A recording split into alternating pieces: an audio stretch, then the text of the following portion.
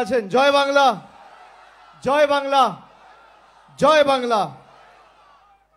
আমি প্রথমেই যারা আজকে আমাদের সাথে পায়ে পা মিলিয়েছেন আজকের এই পবিত্র দিনে, আজকে কবিগুরু রবীন্দ্রনাথ ঠাকুরের জন্মদিবস, কবিগুরুর জন্ম জয়ন্তীতে এই দীর্ঘ 2.5 কিলোমিটার 3 কিলোমিটার টেক্সটাইল মোড় থেকে আমরা এই কর্মসূচি শুরু করেছি এবং সারা রাস্তা জুড়ে যেভাবে মানুষের ঢল, রাস্তার ধারে, দোকানের বাইরে, বারান্দায়, ছাদে যেভাবে মায়েরা, দিদিরা, বোনেরা, ভাইয়েরা, সমবয়সী, সতীর্থ, প্রবীণ, বয়োজ্যেষ্ঠ সকলে আমাদের প্রার্থীকে সমর্থন করেছেন, আমি বহরমপুরবাসীর কাছে কৃতজ্ঞ। আমি আপনাদের ধন্যবাদ জানাই যে যেভাবে আপনারা আজকে আমাদের ভালোবাসার ঋণে আবদ্ধ করেছেন, আমাদের প্রার্থীকে আশীর্বাদ করেছেন। আমরা এই ভালোবাসা, এই সমর্থন, এই আশীর্বাদ আগামী দিন ইউসুফ পাঠান জেতার পর তার হাত ধরে বহরমপুরবাসীকে আজকে কথা দিয়ে যাচ্ছি, আমরা উন্নয়নের মাধ্যমে এই ঋণ পরিশোধ করব। আপনাদের নির্বাচন আগামী 13 তারিখ, চতুর্থ দফায়। 3 দফায় নির্বাচন ইতিমধ্যেই বাংলায় হয়েছে। গতকাল মুর্শিদাবাদ জেলার 2টি লোকসভা আসনে ভোট হয়েছে এবং মালদার উত্তর এবং মালদা দক্ষিণ 4টি লোকসভা আসনে ভোট ছিল। আমি আপনাদের বলতে পারি, মালদা মুর্শিদাবাদের মানুষ 2021-এ যেভাবে মমতা বন্দ্যোপাধ্যায়কে আশীর্বাদ করেছিল এবং বিজেপির অশ্বমেধের ঘোড়াকে তারা রুখে দিয়েছিল, এবারও সেই ফলের পুনরাবৃত্তি হবে এবং গতকাল 4-0 তৃণমূলের পক্ষে হতে চলেছে। আগামী 13 তারিখ চতুর্থ দফায় ভোট, বহরমপুর লোকসভা আসনে ভোট। বাংলা জুড়ে যে 42টা লোকসভায় আমরা লড়াই করছি, আমাদের লড়াই সরাসরি বিজেপির বিরুদ্ধে, কিন্তু বহরমপুর লোকসভা কেন্দ্রে আমাদের লড়াই বিজেপির প্রার্থী এবং তার ডামি ক্যান্ডিডেটের বিরুদ্ধে, বিজেপির এজেন্টের বিরুদ্ধে। যে 5 বছর বিজেপির দ্বারা যখন বাংলার 10 কোটি মানুষ নিপীড়িত, বঞ্চিত, লাঞ্ছিত, অত্যাচারিত, শোষিত হয়েছে, তখন এখানকার সংসদ কোনোদিন প্রতিবাদ প্রতিরোধের ভাষা, আন্দোলনের রাস্তা বেছে নিয়ে রাস্তায় নামেনি। কেন্দ্রীয় সরকার যখন গরিব মানুষকে, বিশেষ করে বাংলার মানুষকে ভাতে মারতে চেয়েছে, 100 দিনের টাকা বন্ধ করেছে, আবাসের টাকা বন্ধ করেছে, রাস্তার টাকা বন্ধ করেছে, কংগ্রেসের সাংসদ কোনো দিন রাস্তায় নেমে একটা প্রতিবাদ, একটা আন্দোলনে পায়ে পা মেলায়নি।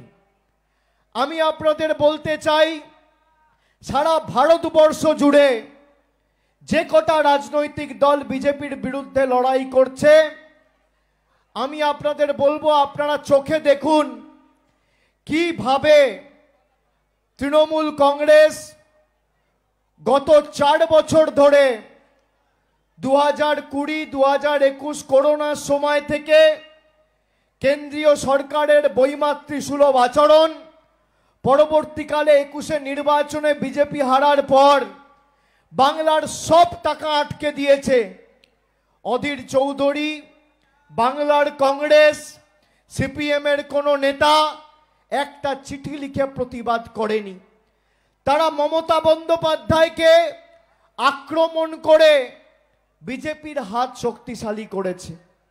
আমি আপনাদের অনুরোধ করব, দীর্ঘদিন অধীরবাবু এখানকার সাংসদ, যেভাবে আজকে আমি মানুষের মুখে চোখে ভালোবাসা, তৃণমূলের প্রতি সমর্থন লক্ষ্য করেছি, বহরমপুরবাসী মনস্থির করে নিয়েছে অধীর অপেক্ষায় বসে রয়েছে আগামী 13 তারিখ 3 নম্বর বোতামটা টিপে তৃণমূল প্রার্থীকে জেতানো, খালি সময়ের অপেক্ষা।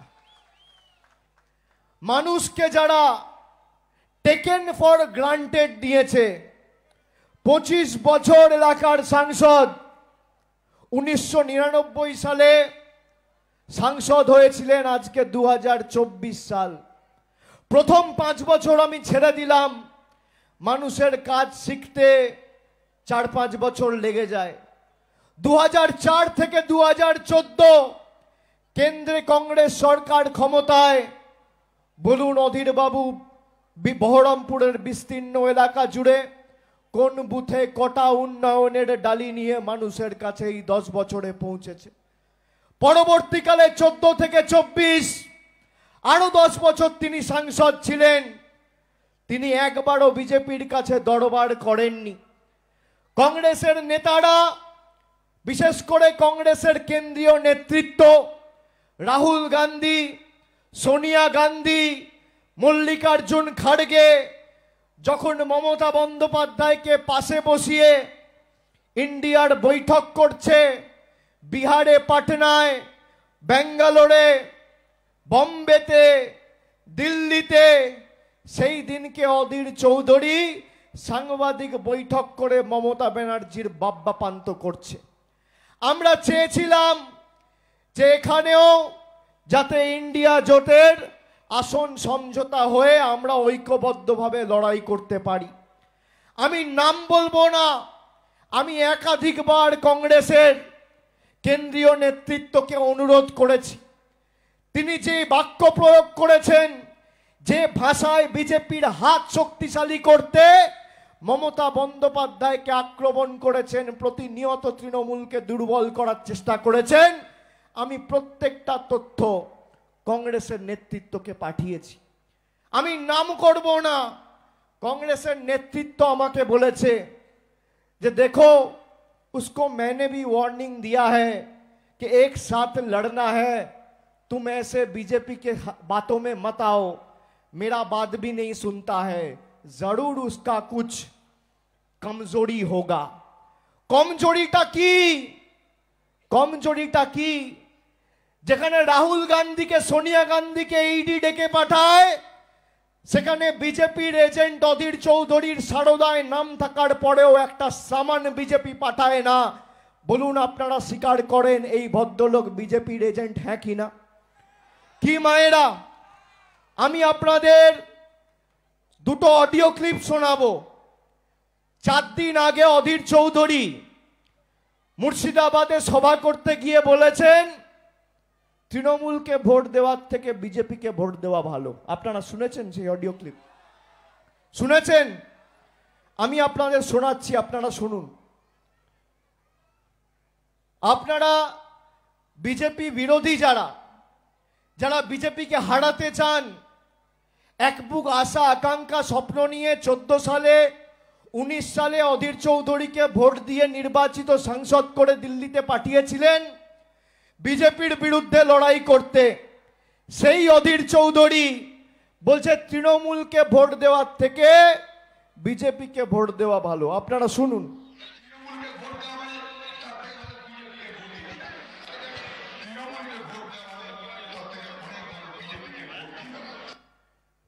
আরেকবার শুনুন।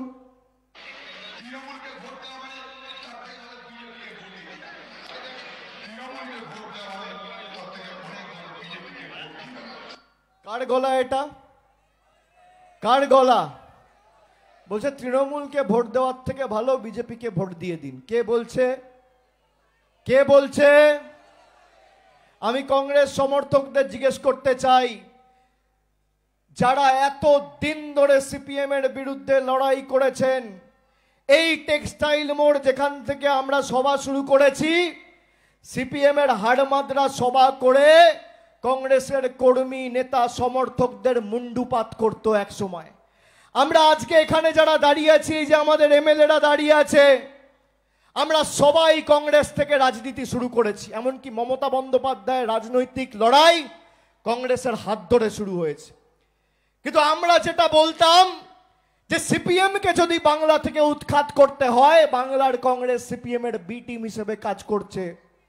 আমরা কোনোদিন বাংলার কংগ্রেস হয়ে সিপিএম কে উৎখাত করতে পারবো না। 1998 সালে মমতা বন্দ্যোপাধ্যায় তৃণমূল কংগ্রেস তৈরি করলেন। পরবর্তীকালে যারা সিপিএম এর বিরুদ্ধে লড়াই করেছিল আদর্শকে সামনে রেখে, আজকে কংগ্রেস সমর্থক কর্মীরা কি দেখছেন? প্রায় 1 লক্ষের বেশি কংগ্রেস তৃণমূল সমর্থক নিজের জীবন দিয়েছেন, প্রাণ দিয়েছেন। সিপিএম এর হাড়মাদরা হাত কেটে দিয়েছে, পা কেটে দিয়েছে। আমতার কেন্দুয়াতে ঘণ্টেশ্বর বাগ বলে একজন ব্যক্তি আছে, হাত চিহ্নে ভোট দিয়েছিল বলে সিপিএম এর হাড়মাদরা হাত কেটে দিয়েছিল। আর তার নেতা অধীর চৌধুরী আজকে এই টেক্সটাইল মোড়ে মোহাম্মদ সেলিমের হাত ধরে গলায় কাস্তে হাতুড়ির উত্তরীয় পড়ে মিছিল করছে। কাস্তে হাতুড়ি তারার সাথে মিছে গেছে অধীর চৌধুরীর কাটা হাত। আর আদর্শ বিসর্জন দিয়ে অধীর বাবু খাচ্ছে সাইবাড়ির রক্তমাখা ভাত। এই হচ্ছে অধীর চৌধুরীর আদর্শ। অধীর চৌধুরী 6 মাস আগে বক্তব্য রাখতে গিয়ে বলেছিল, অভিজিৎ গাঙ্গুলি যদি ভোটে দাঁড়ায় সবার আগে ভোট আমি দেবো। আপনারা শুনেছেন সেই বক্তব্য? সবাই শোনেনি, এটাও নিয়ে এসছি অডিও। মানুষকে শোনানো জানানো দরকার তো, এগুলো শুনুন। আমরা চাইবো আগামী দিনে এ বাংলায় বিচারক অভিজিৎ গঙ্গোপাধ্যায়কে মুখ্যমন্ত্রীর মুখ করে একটা নির্বাচন হোক। সে নির্বাচন যদি হয়, আমি কাই মনোবাক্যে এই মানুষটাকে ভোট দিতে সব থেকে আগে লাইনে দাঁড়াবো। বাংলার মানুষ তাকে বিশ্বাস করছে, ভরসা রাখছে।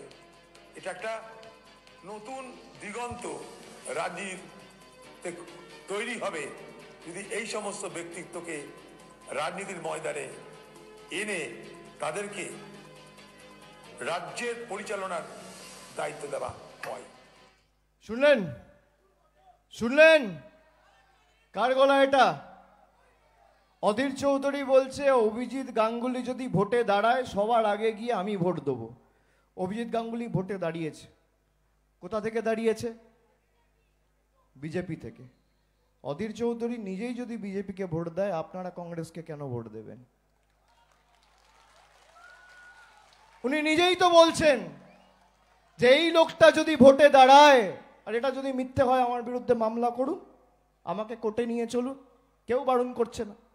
আমি আজকে আমার মায়েদের, দিদিদের, ভাইদের যারা ভরসা করে মানুষকে ভোট দেন, আপনি ব্যাংকে 1 বছরের ফিক্সড ডিপোজিট যখন করতে যান, 10টা ব্যাংক ঘুরে তারপর ঠিক করেন 1 বছরের ফিক্সড ডিপোজিট কোথায় করব।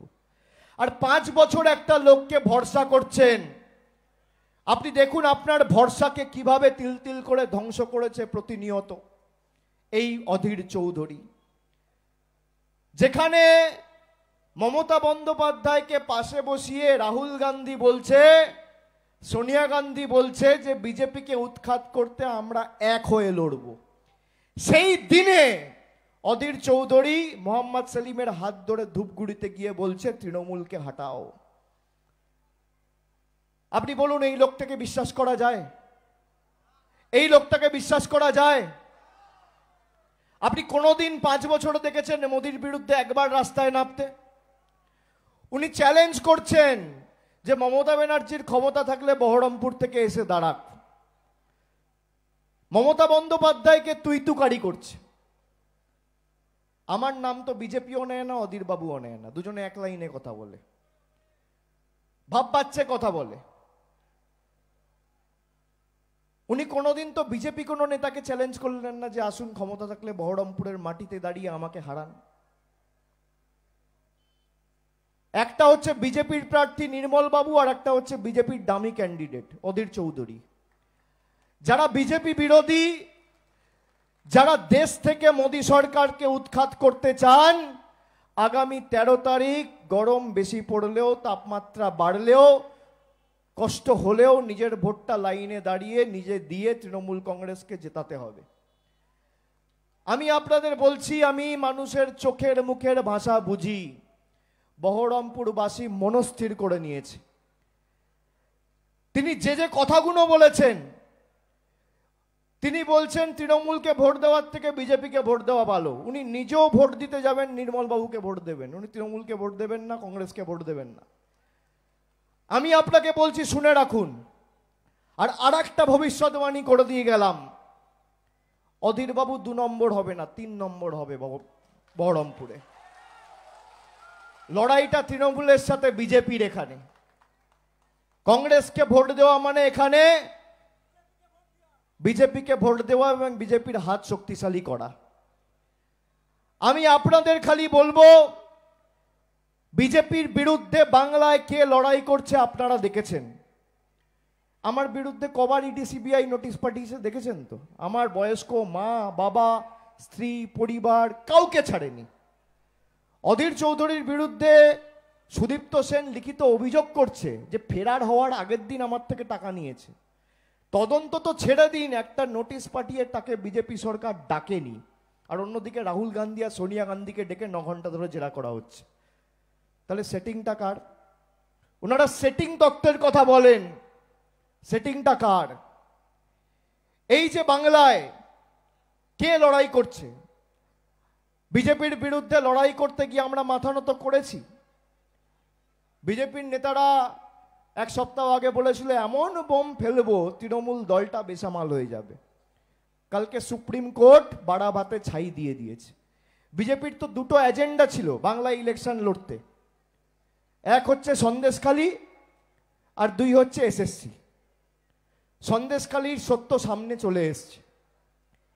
বিজেপি যাকে প্রার্থী করেছে সেই রেখা পাত্র বিজেপির মণ্ডল সভাপতির কথায় 2000 টাকা নিয়ে ধর্ষণের মিথ্যে অভিযোগ করেছে। আপনি দেখেছেন অধীর চৌধুরীকে সাংবাদিক বৈঠক করে বিজেপিকে আক্রমণ করতে? আপনি দেখেছেন অধীর চৌধুরীকে একটা বৈঠক করে বলতে যে এই সন্দেশখালীতে বিজেপি ষড়যন্ত্র করে তৃণমূলের বিরুদ্ধে লড়াই করতে গিয়ে, তৃণমূলকে ছোট করতে গিয়ে বাংলার 10 কোটি মানুষকে ছোট করলো, এর ধিক্কার জানাই? দেখেছেন? দেখেননি। মোদির বিরুদ্ধে কিছু বলবে না, বিজেপির বিরুদ্ধে কিছু বলবে না। আমরা চেয়েছিলাম যে যে যেখানে শক্তিশালী তাকে সেখানে অন্যান্য রাজনৈতিক দল, বিজেপি বিরোধী যারা, তারা মদত করুক। আমরা চেয়েছিলাম যেখানে কংগ্রেসের সাথে বিজেপির লড়াই সেখানে কংগ্রেস লড়ুক, আর যেখানে তৃণমূলের সাথে বিজেপির লড়াই সেখানে তৃণমূলের হাত শক্তিশালী করা হোক। একমাত্র যদি ইন্ডিয়া জোট ভারতবর্ষে বিভিন্ন রাজ্যে হয়েছে, বাংলায় না হয়ে থাকে, তার একমাত্র কারণ হচ্ছে অধীর রঞ্জন চৌধুরী। এই লোকটাকে এমনভাবে আপনাকে জবাব দিতে হবে যে মিথ্যে কথা বলার আগে আর মানুষকে ঠকানোর আগে ইনি যেন 10 বছর ভাবেন আগামী, যে মানুষের সাথে বেইমানি করলে কি হয়, মানুষের সাথে 2 নম্বরই করলে কি হয়। যে বিজেপির প্রার্থী তাকে অধীর চৌধুরী ভোট দিতে বলছে, বিজেপিকে ভোট দিতে বলছে। আমি আজকে আমাদের মায়েদের জিজ্ঞেস করব, মায়েরা বলুন, যে বহরমপুর ভারতবর্ষে সব থেকে পিছিয়ে থাকা জেলার মধ্যে 1, 2, 3-এর মধ্যে ছিল, সেখানে 2021 থেকে বিশেষ করে 2019-এ মুর্শিদাবাদ এবং জঙ্গিপুরে জেতার পর উন্নয়নের জোয়ার শুরু হয়েছে। সেই সার্বিক উন্নয়নের জয়যাত্রা যাতে অব্যাহত থাকে, ত্বরান্বিত থাকে, আপনারা 22টা আসনের মধ্যে 20টা আসনে তৃণমূল কংগ্রেসকে জয়যুক্ত করেছিলেন। এবার বহরমপুর থেকে 2.5 লক্ষের বেশি ব্যবধানে ইউসুফ পাঠানকে তৃণমূলের প্রার্থীকে জেতাতে হবে। অধীর চৌধুরী 2014 সালে 3.5 লাখ ভোটে জিতেছিল, 2019 সালে প্রায় 80,000 ভোটে জিতেছিল, মানে 5 বছরে 3 লাখ ভোট কমেছে, 2.5 লাখ ভোট কমেছে। 2021-এর ব্যবধান যদি আমরা ধরি এই বহরমপুর লোকসভায়, তাহলে তৃণমূল কংগ্রেসের প্রার্থী 2.5 লক্ষের বেশি ব্যবধানে 21 সালের ভোটের নিরিখে জয়ের ব্যবধানে আমরা এগিয়ে রয়েছি। সেটাকে বাড়াতে হবে, 10,000 হলেও বাড়াতে হবে। এবং যে যে ভাষায় বোঝে তাকে সে ভাষায় জবাব দিতে হবে। আগামী 4 তারিখ যখন ভোট বাক্স খুলবে, বিজেপি আর বিজেপির এজেন্টরা যেন চোখে পদ্ম ফুলের জায়গায় সর্ষে ফুল দেখে, আর দিল্লিতে যেন ভূমিকম্প হয়, এটা সুনিশ্চিত করতে হবে।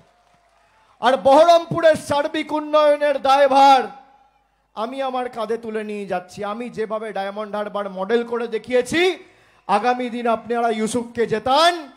আমি ইউসুফ ভাইকে বলছিলাম নিচে বসে যে आपका जीत सुनिश्चित है। मैं लोगों का जो समर्थन आपके प्रति और तृणमूल के प्रति देख रहा हूं, लेकिन आपको एक वादा करना होगा कि जिस तरीके से लोगों ने आपको प्यार दिया है, काम करके लोगों के साथ रह के ये वादा आपको निभा के उनको ये लौटाना होगा। ইউসুফ ভাই আমাকে বলেছে আমি যে পরিশ্রম গত 2 মাসে করেছি তার 3 গুণ পরিশ্রম আগামী 5 বছর করে মানুষের পাশে থাকবো। যা কথা দিয়েছি কথা রাখবো, কথা দিয়ে কথা রাখবে। আর দায়ভার তো আমি আমার কাঁধে তুলে নিয়ে যাচ্ছি। আমি খালি আপনাদের বলবো অধীর বাবুর এমনি আপনারা দেখছেন কি পরিণতি হয়েছে, যাকে তাকে তেড়ে যাচ্ছে, হতাশার বহিঃপ্রকাশ। সংবাদ মাধ্যমের প্রতিনিধিরা এখন ভয়ে যাচ্ছে না সামনাসামনি, কারোর হাত মুচড়ে দিচ্ছে, দুমড়ে দিচ্ছে, কাউকে খ্যাঁক খ্যাঁক করে কামড়াতে আসছে। আমি বলবো অধীর বাবু মাথা ঠান্ডা রাখুন, মাথা ঠান্ডা রাখুন। এখনো তো 6 দিন আছে। আপনি যদি এসব করেন তাহলে আপনার ভোট আরো কমবে, 3 নম্বরের জায়গায় আপনি 4 নম্বর হয়ে যেতে পারেন। পরাজয়টাও যেন সম্মানীয় হয় এটা সুনিশ্চিত করুন। যদি হারেন সম্মানের সাথে যাতে হারেন। আমি খালি আপনাদের বলবো বহরমপুরের মানুষকে মাথা নত করে নত মস্তকে প্রণাম জানিয়ে বহরমপুরের মাটি থেকে বিজেপির এজেন্ট হাঁটান আর দিল্লিতে ইউসুফকে পাঠান। বহরমপুরের মাটি থেকে বিজেপির দালালদের হাঁটান আর ইউসুফকে দিল্লিতে পাঠান।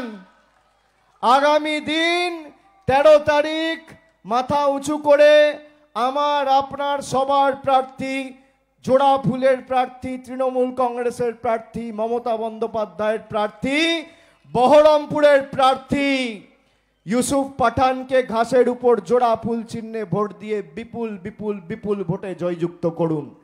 আর সব থেকে বেশি জয়ের ব্যবধানটা যেন বহরমপুর বিধানসভা থেকে হয় আর পুরসভা থেকে হয়। প্রত্যেকটা ওয়ার্ড থেকে জয় সুনিশ্চিত করতে হবে। যেভাবে আপনার সাথে প্রতারণা করেছে একই ভাষায় জবাব দিতে হবে। মূল্যবৃদ্ধির এই সময়কালে একদিনও অধীরবাবু প্রতিবাদ করেনি। বাংলার মানুষকে ছোট করা হয়েছে, প্রতিবাদ করেনি। বাংলায় হিন্দু মুসলিমের বীজ বপন করে বিজেপি আমাদের সমাজে অশান্তি ছড়াতে চেয়েছে, প্রতিবাদ করেনি। সিএ এনআরসি করতে চেয়েছে, অধীর চৌধুরী প্রতিবাদ করেনি। বাংলাকে ভাতে মারতে চেয়েছে, প্রতিবাদ করেনি। বাংলাকে অসম্মানিত করেছে, প্রতিবাদ করেনি। সন্দেশখালি করে মা বোনেদের সম্মান, মর্যাদা, সম্ভ্রম কলুষিত করেছে, 2000 টাকায় দিল্লির নেতাদের কাছে বিক্রি করেছে, অধীর চৌধুরী প্রতিবাদ করেনি। প্রতিবাদ নেই তো এবার ভোটও নেই, সেটা অধীর বাবুকে বোঝাতে হবে। আগামী 13 তারিখ ছাত্র যুব বাঁধন জোট, জোড়া ফুলে সব ভোট। আর আমি ছাত্র যুবর যে উৎসাহ আজকে দেখেছি, ছাত্র আর যুব একটা সমাজের মেরুদণ্ড এবং যে কোনো লড়াই আন্দোলনের প্রেক্ষাপটের ক্ষেত্রে মূল ভূমিকা এবং নির্ণায়ক শক্তি এই ছাত্র যুব। যেভাবে ছাত্ররা এগিয়ে এসছে, যুব সমাজের তরুণ প্রতিনিধিরা রাস্তায় নেমেছে, আমি সকলের কাছে কৃতজ্ঞ। 4 তারিখ ফল ঘোষণা হওয়ার পর ইউসুফ ভাইকে নিয়ে আমি আবার এখানে এসে আপনাদের সাথে বিজয় মিছিলের আনন্দ ভাগ করে নিয়ে সার্বিক 5 বছরে যেটা 25 বছরে অধীর চৌধুরী করেনি, 5 বছরে আমরা করে দেখাবো, কথা দিয়ে গেলাম এবং উন্নয়নের দায়ভার আজকে কাঁধে তুলে নিয়ে গেলাম। এটুকু বলে সবাইকে ধন্যবাদ, প্রণাম, কৃতজ্ঞতা, অভিনন্দন জানিয়ে আমি আমার বক্তব্য শেষ করছি। জয় হিন্দ, বন্দে মাতরম, জয় বাংলা, জয় বাংলা, জয় বাংলা, জয় বাংলা, জয় বাংলা, জয় বাংলা, জয় বাংলা, জয় বাংলা, জয় বাংলা, জয় বাংলা, জয় বাংলা। অনেক অনেক ধন্যবাদ, নমস্কার।